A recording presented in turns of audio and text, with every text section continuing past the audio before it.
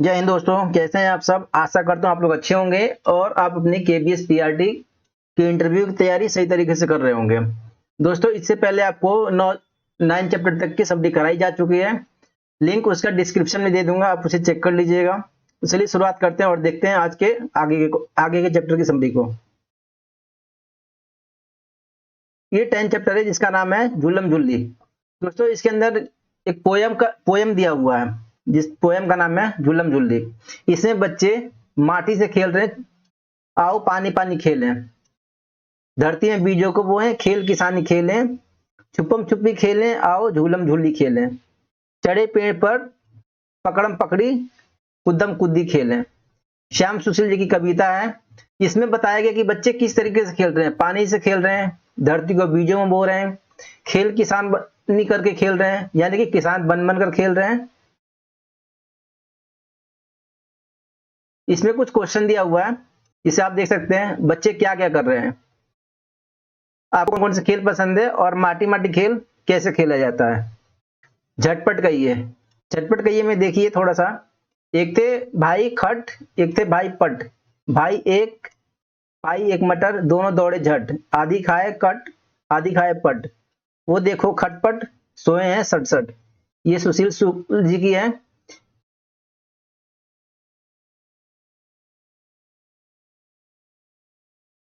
मेरा गांव।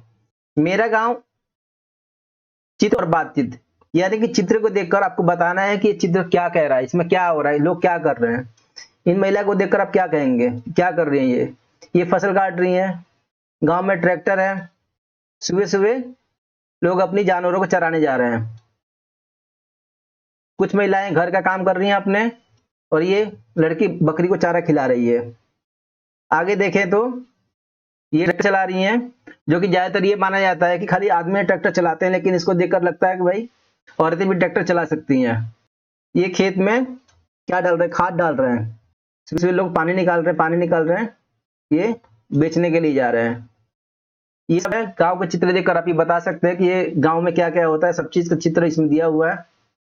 आगे देखते हैं 11 चैप्टर जो दिया हुआ है, मिलकर मिलकर पढ़िए। इसका शीर्षक है भुट्टे।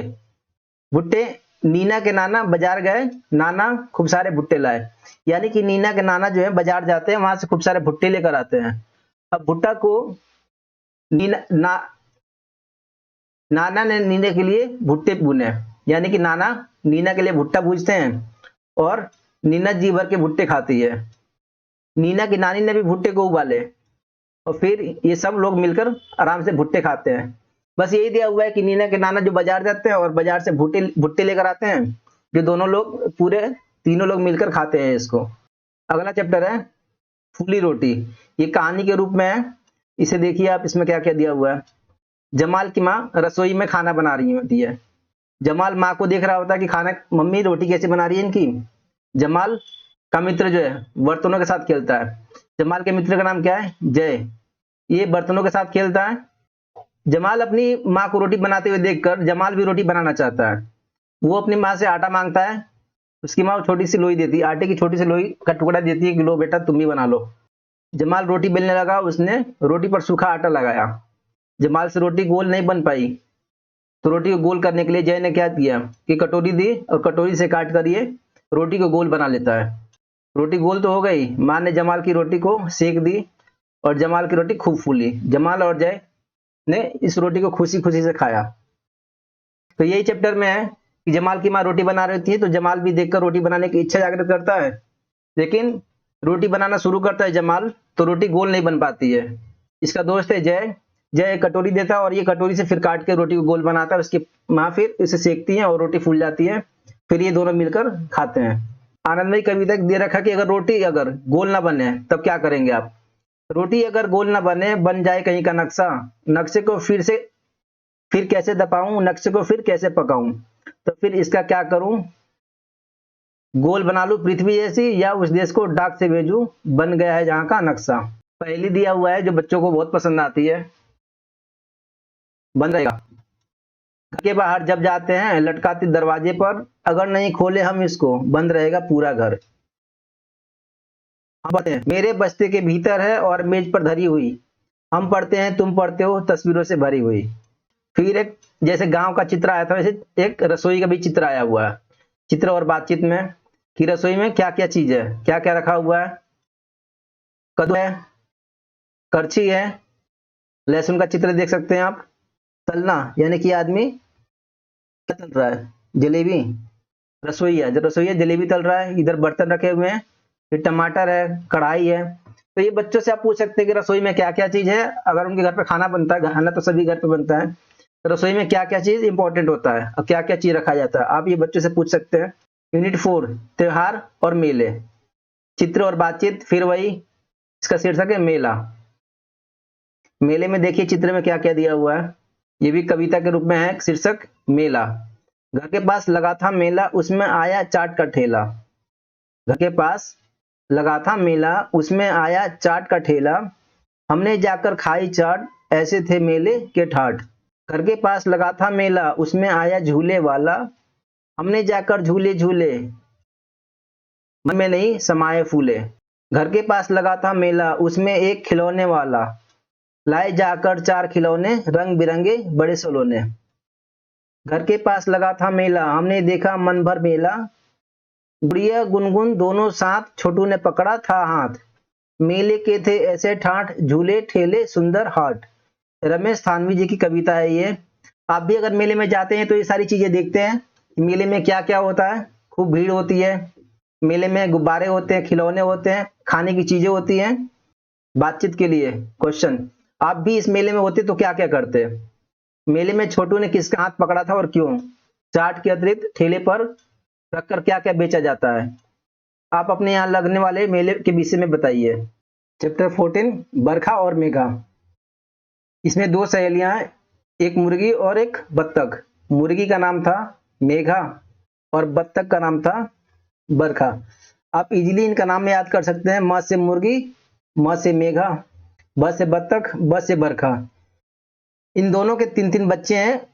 वे सब एक दूसरे गांव में मेला देखने जाना चाह रहे हैं, लेकिन रास्ते में, इनके जाते समय रास्ते में एक नदी पड़ती है और मेघा कहती है कि हम नदी कैसे पार करेंगे, हम तो डूब जाएंगे। फिर बरखा कहती है कि हम सब तैरकर नदी पार कर लेंगे। मेघा ने पूछा वो कैसे? बरखा ने सबको अपने पास बुलाया और अपनी जुगत बताई, यानी कि जो भी उसका जुगाड़ है, अपना आइडिया बताया उसे। और सब खुशी खुशी उछल पड़ रहे, हुर्रे। वे सब नदी पार कर गए और मेला देख लिया। आप देख सकते हैं कैसे कि जितने भी हैं बत्तख है, बत्तख के बच्चे हैं, इनके ऊपर ये मुर्गी के बच्चे बैठे हुए हैं। ऐसे करके इन लोगों ने नदी पार कर लिया। अगला चैप्टर देखते हैं हम लोग। अगला चैप्टर है होली, जो एक कविता के रूप में है। रंग रंगीली होली आई, सबको मन को होली भाई। कोई बहुत कम ही लोग ये ऐसे होंगे जिनको रंग पसंद नहीं होगा या फिर होली का फेस्टिवल पसंद नहीं होगा। खेले खेले कूदे खुशी मनाए, ढोल बजाकर होली गाएं। रंग रंगीली होली आई, कैसे होली आती है? रंग रंगीली। सबके मन को होली भाई, खेले कूदे खुशी मनाए, ढोल बजाकर होली गाएं। ढोल बजाकर लोग होली गा रहे हैं। निकल पड़ी मित्रों को टोली, यानी कि दोस्तों का ग्रुप, जो फ्रेंड्स का ग्रुप है, वो होली खेलने निकल गया है। आओ लाल गुलाल लगाएं, पिचकारी से रंग उड़ाएं। पुए और पकवान बनाएं, जो घर आए उसे खिलाएं, सबको अपने गले लगाएं, होली का संदेश सुनाएं। कि जो भी पुआ और पकवान बना हुआ है, जो भी घर पे आए उसे खिलाएं, सबको अपने गले लगाएं और होली का संदेश सुनाएं। यानी कि होली को सब लोगों को मिलजुल कर मनाना चाहिए। जो भी आपके घर पर आए उसे, जो भी पकवान बना है उसे खिलाना चाहिए। अगला चैप्टर देखते हैं, चैप्टर 16। ये भी एक कविता है, आनंदमयी कविता। जन्म दिवस पर पेड़ लगाएं। जन्म दिवस पर पेड़ लगाओ, हरा भरा संसार बसाओ। जन्म दिवस पर पेड़ लगाओ। हरियाली से खुशहाली, सुंदरता मन हरने वाली। पेड़ों और प्रकृति का नाता, जैसे हो बच्चों की माता। फूल और फल तुम पाओ, जन्म दिवस पर पेड़ लगाओ।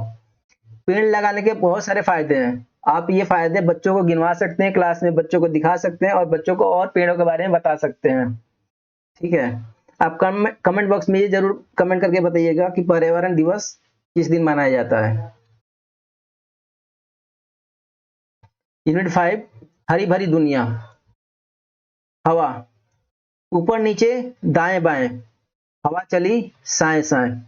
ऊपर हो नीचे हो दाएं हो बाएं हो कहीं पर भी हो, हवा चलती रहती है साए साए। मुन्नी को छेड़कर चढ़ गई पेड़ पर, हाथ नहीं आऊंगी दूर में उड़ जाऊंगी। मुन्नी बोली हंसकर हवा रानी बस कर, पकड़ तुझे मैं लाऊंगी फुगे में ले आऊंगी। शिवचरण सरोवर जी की कविता है, बहुत ही सुंदर कविता है। इसको भी आप डेमो के रूप में प्रेजेंट कर सकते हैं। चलिए आगे का चैप्टर देखते हैं। कितनी प्यारी है ये दुनिया, मिलकर पढ़िए।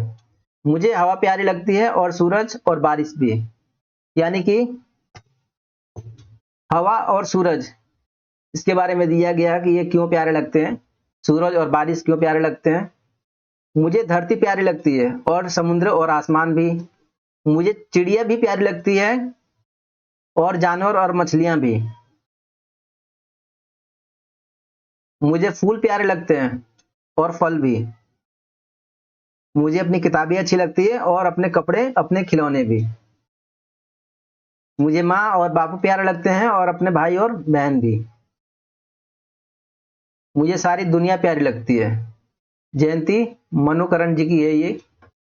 इसमें दिया गया कि क्या क्या अच्छा लगता है इस लड़की को। सब चीज अच्छा लगता है, किताबें अच्छी लगती हैं, कपड़े अच्छे लगते हैं, फल फूल अच्छे लगते हैं, धरती अच्छी लगती है, सूरज अच्छा लगता है, सभी चीज अच्छा लगता है।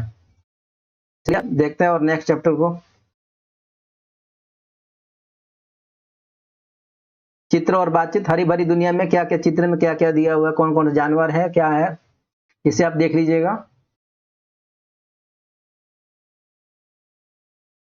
19 चैप्टर चांद का बच्चा, ये भी कविता ही है। ये जो चैप्टर देखे हैं, ये बुक जो देख रहे हैं हम लोग एनसीईआरटी की नई, जिस बुक का नाम है सारंगी, इसमें मोस्टली ज्यादातर पोयम के रूप में ही चैप्टर को दिया गया है। क्योंकि आप पोयम के रूप में बच्चों को गाकर इजीली समझा सकते हैं कुछ भी। अब बच्चों को पोयम कविता अच्छी भी लगती है। चलिए इसका शीर्षक है चांद का बच्चा। वह देखो वह निकला चांद, अम्मा तुमने देखा चांद, यह भी क्या बच्चा है अम्मा, छोटा सा मुन्ना सा चांद। इतना दुबला इतना पतला, कब होता है ऐसा चांद, अम्मा उस दिन जो निकला था वह था गोल बड़ा सा चांद। बादल से हंस हंस कर उस दिन कैसा खेल रहा था चांद।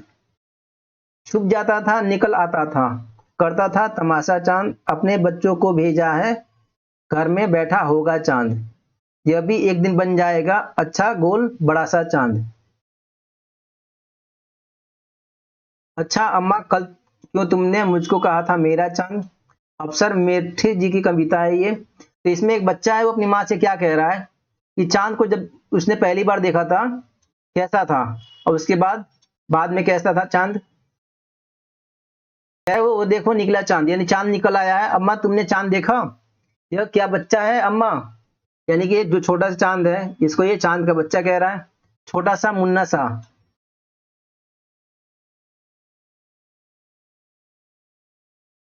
इतना दुबला पतला चांद कब होता है ऐसा चांद, यानी कि इतना पतला चांद कब होता है ये। अम्मा उस दिन जो निकला था, यानी कि किसी और दिन बच्चे ने देखा हुआ चांद को, तो उस दिन गोल और बड़ा सा चांद था, बादल से हंस हंस कर उस दिन कैसा खेल रहा था, इसके बारे में बताया गया है। तो आप इसको तैयार कर सकते, थोड़ा लेंथी है लेकिन इंटरेस्टिंग है, सही है, आप कर सकते हैं इसको डेमो के लिए प्रिपेयर। बस तो ये थी दोस्तों, ये सारी समरी थी आप लोगों के लिए, ये जरूर देख लीजिएगा। अगर ये वीडियो पसंद आए आपको तो प्लीज इस चैनल को लाइक कीजिएगा, शेयर कीजिएगा और सब्सक्राइब कीजिएगा। Thank you for watching this video.